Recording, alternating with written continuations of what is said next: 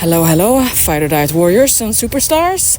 It's Thursday, it's Little Saturday, and I'm about to go and train my shoulders, triceps, glutes, and core because that is what I have today and all the mobility. Then tomorrow it's hopefully a leg day, and I'm so stoked, and it's gonna be Pobo. Oh, acorn and parmesan is still my thing with my heaven and bowl dessert edition in the end. So that is what motivates me, the big feast post hard training. If I don't have that, what is it all worth? FD8 Fortitude is now going, and a lot of you don't believe what I'm saying. You think, what happened? Everything stops. And that's when many kind of just wake up all of a sudden and tell me that you have taken me for granted all these years. Yeah, you always thought there was going to be a challenge. I know, that's human mind. The typical mindset of humans is to take things for granted that you have been provided for. So if you've always been taken care of, you think that is the way to do. So I'm really happy that you notice that it requires to be present in life, to not kind of snooze and lose what happens in evolution of life. So I am so excited because I love what I do, and I've been frustrated with the challenges before, long time before my pages got hacked and my business was taken down by hackers. So 10 years ago when I started, I was questioning this challenge format because I saw through it. Like diet culture, they're gonna keep on doing what is yo-yo weight dieting, start fun and excited, and then after a few days you don't want to do it anymore because you notice you're not keeping up doing what you thought you were going to do 100% perfectly until forever. So that's why I've had a problem or struggle with that mentally for myself, because how do you get that out of people's routine if they keep on thinking there's an end and then it doesn't matter anyway, and then you fall off and you yo-yo and diet and everyone else is doing it? Do you think people at large are gonna change if there's not a big changing movement? There won't be. So that's why I have a big problem with keeping up something I want to phase out from what we do. I think it's a waste of life quality, waste of health, waste of time practicing freedom from this over-tracking, over-obsession, which you never keep up anyway. So it's complete waste of time, energy, and self-care and self-love and self-trust. But that's what the industry is about. So I just sent a message on my messenger group about how it's easy to talk about macros because it's math. It's easy to teach people what isn't gonna sustain, and most coaches are not sustaining it anyway themselves, so they can't lead what they are not doing themselves.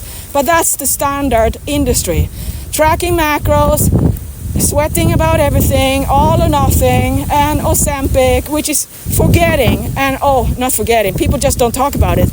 What happens when you have achieved a goal, or you have to accept that your body isn't gonna be exactly the way you want, like you're shopping a body that has not had a life experience?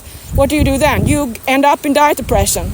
You are missing out, feeling nostalgic. You don't have any practice of moderating of the things you do always need to moderate. They're just too temptatious, too delicious for the human to be having some easiness to manage. It is how it's designed.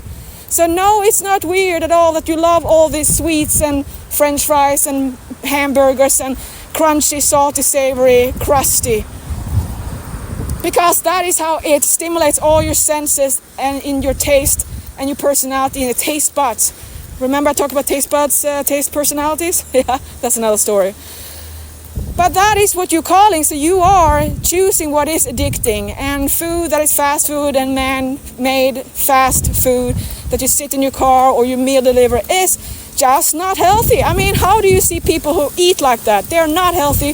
They can't control a healthy body weight range. So there is something that gotta change, and that is how we perceive food for joy and what is happiness in food and why and how we eat, to kind of standardize and kind of level up, because I feel it's embarrassing how the way we are eating.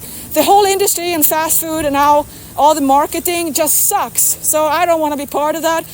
And that's also why I phased up my Fighter Diet line again. That I don't want to be one who has, now I don't have the titles, but if I did, I don't want to be one who has a title like a PhD or some kind of mastermind or some kind of doctor who then just thinks, oh, I'm going to use my reputation and promote a pill that deep down I know it's not going to do a difference, or it's just a healthy pill you could eat your food in. But hey, it's about the money and paying something and buying. So that's just how people are, and I don't want to be like that. So that's the standard. The standard is to find your education and then become a big shot and now promote what you do in a pill. Then people are going to buy that and you think that's just good, and I'm thinking nothing else changed, right?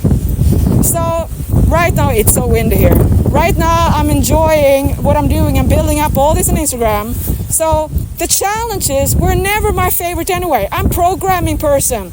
I know that you're not gonna commit to your book anyway. Why? Because of 99% of the people who go in any challenge for all the years will still need customization. We'll still need to have pep talk. We'll still need encouragement because you were thinking you could do it all and now you can't, and injuries happen or life happens. The same stuff. And nobody wants to talk about that because it's not easy to sell that you gotta keep on going. It's a lifestyle. Learn about the difficulties. Become better, stronger at it by wisdom and intelligence, by wanting to be present in your life. Can you imagine? That's not popular. And here is the big cloud in my life, how I see it. It seems like nobody really cares about their authenticity or what they're about and how legit they are in nutrition and diet. Everyone is just kind of promoting stuff and thinking that, well, if someone buys it, then no problem. And there are people who consider themselves coaches and they just don't care about people's results or people's health or people's well-being at all, because it's just about pushing a product, or hey, I'm a coach, you can do whatever you want to do. It's not my role, and it's right. It's not my mandatory obligation to make sure you do what you need to do for yourself. I can't, and I would be frustrated and feeling like I can never be good enough if I had that mindset, and I don't. So I just don't want to be one who promotes stuff like I don't have responsibility to what I tell people. And I know that I just have a little bit of, I care so much about people because I care about myself. I don't want to have leaders who don't care about people. I think it's horrible to even have someone who, I know so many people who say I hate people. And I'm thinking, of course you hate yourself a lot, I can tell. So the first thing you got to know that all these certifications on coaches that you get says nothing about their intention and why to do it. Most people are wired to want to have easy time, money, doing it on what you don't care about, and that's it.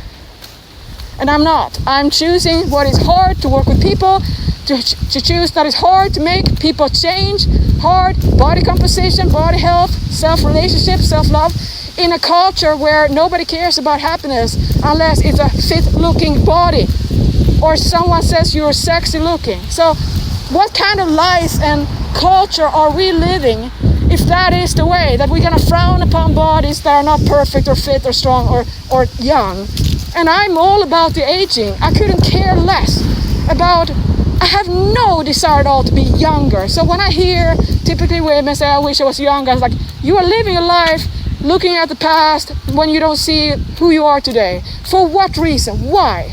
Because the whole culture is focused on reducing women to be young and stunning, and that's it.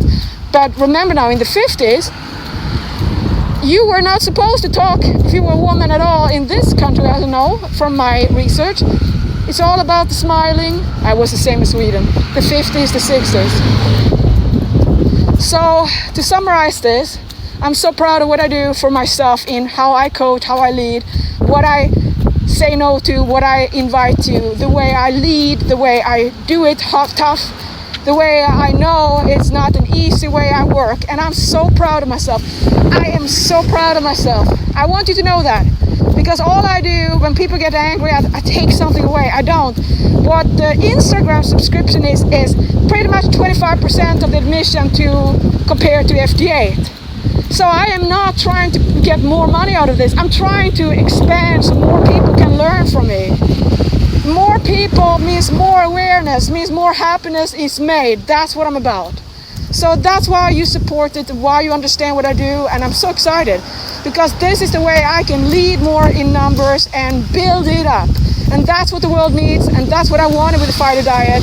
So, I mean, everyone can train someone. It's easy to be a trainer, but a nutrition mindset, a state of mind that teaches you how to keep it simple and love your diet and stop wanting to go on a diet unless you love it, which is the whole fighter diet.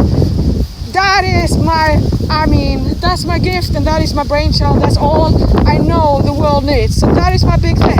So thank you so much for being part of this journey.